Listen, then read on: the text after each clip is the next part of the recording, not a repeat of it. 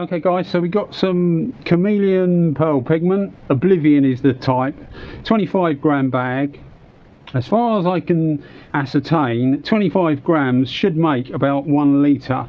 So what I've done is I've put about the same amount in 2 half-litre bottles, slightly more in one than the other, but I don't think it matters that much. And then what we're going to do is we're going to put some virgin 2K thinners in to about halfway, and that's because we're going to put some base coat binder in, so that effectively we end up with a pearl pigment base coat. But what we're going to do is put the binder in afterwards. So we'll put the 2K thinners in first, give it a good shake so that it mixes up, and then we'll put the binder in and give it a final shake. This was a right pain to get in here. I've actually lost a little bit. You can see there's bits all over the place. So next time I'm going to use a big cup and then, you know, pour it into there, mix it up, and then put it individually into containers. It's just I wanted to make the whole lot up so that each time I use it I just take it out of a container then. So we'll put this in half and half, just roughly, doesn't have to be exact. I'm just going to go by measurement on the side. This is just a normal 2K thinner, so just a virgin thinners. What's that? Probably that's too much really. Same in there, or thereabouts. Fill that up.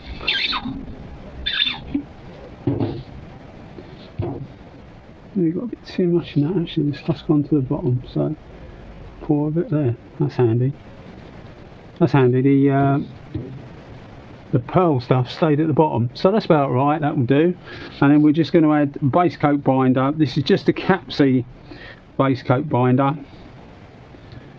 Let's give it a shake first. Actually, get it circulating. This isn't the same as the powder. This is little bits of metal, effectively, that sit at different angles to give you the different colours. So it's not as difficult to mix as the candy can be, because the candy's a powder rather than little granules. So we'll undo that again, and we're just going to top this up with base coat binder. As I say, this is a Capsi base coat binder, but any base coat binder will do. I get this in 5 litre tins normally, and just decant it into a 1 litre. So we're just going to put that near to the top, and then we should have a litre of made up Camelion pearl pigment. So I'm going to just finish this off, and then we'll go on to the spraying part of the video now. So that's basically the setup to make the actual Camelion base coat that we're going to use. Now there's a few things to run through before you do this. You need to start with a gloss black base. I got this stuff from, well, I didn't actually get this stuff. My daughter got it for me for Christmas from a company called Perfect Pigments and Pearls. And if you look, I'll put a link in the description of the video so that you can find that if you want to. If you look on their website, it doesn't really give you much of a guidance of what to do with this.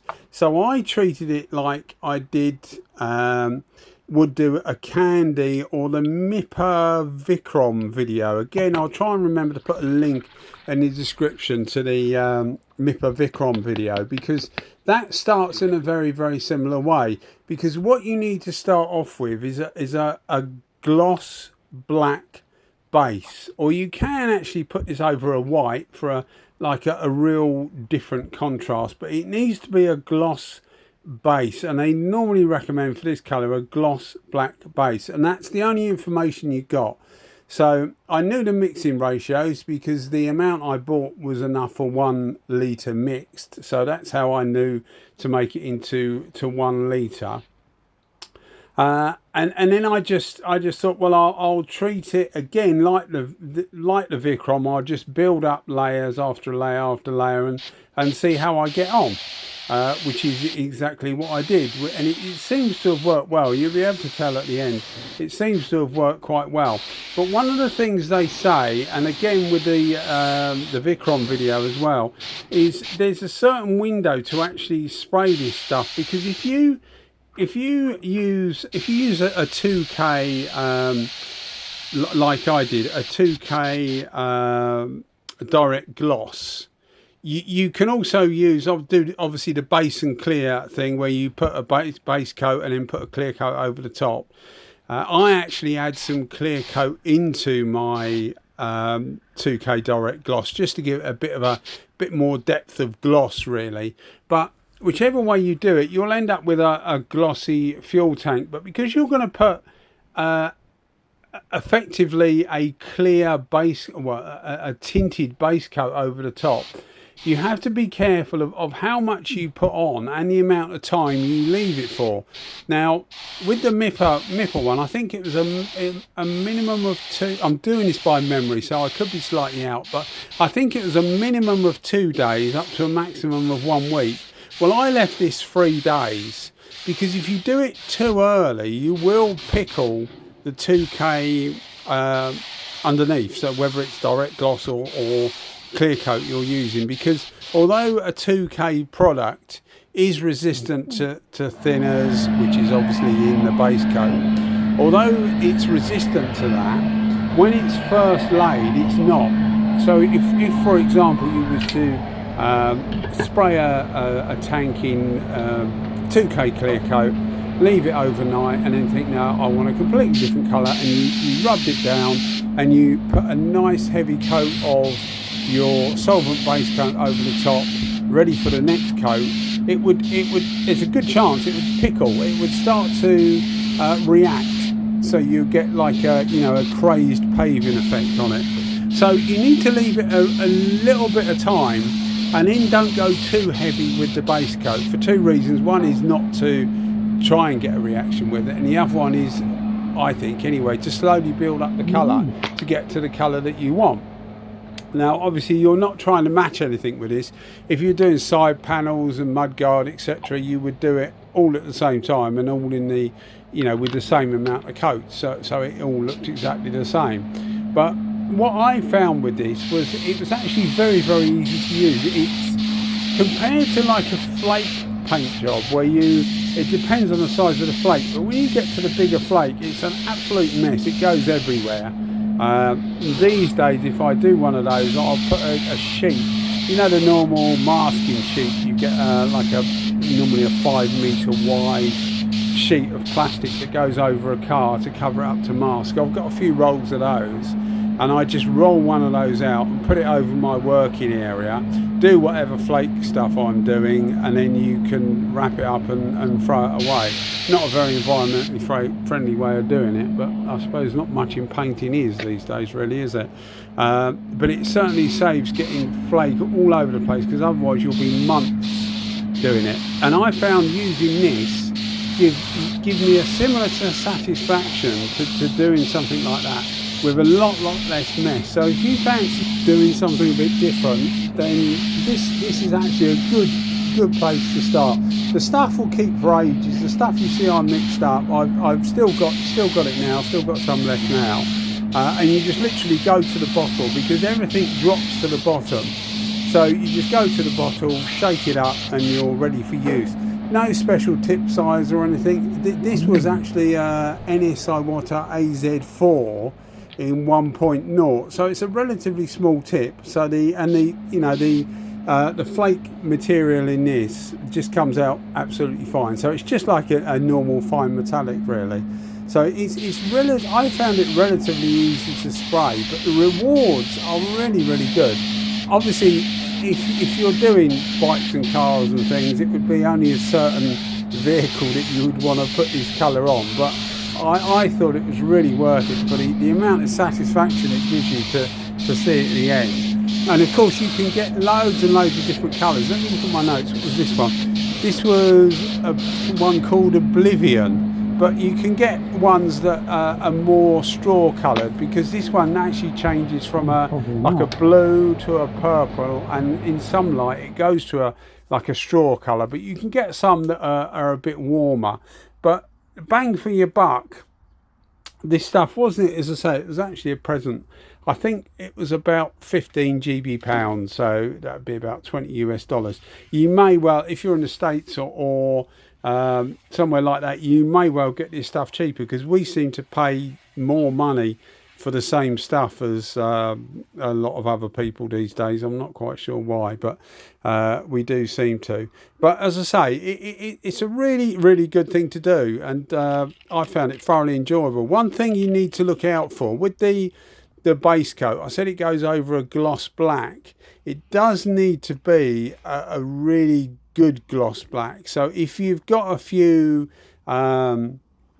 nibs or something, you will have to sort those out, as you would in most things really, I suppose. But you would have to sort those out before you actually put the top coat on, because it needs to, it depends on the size of the nib, but if you've got a lump there, it's not going to come out afterwards, is what I'm trying to say.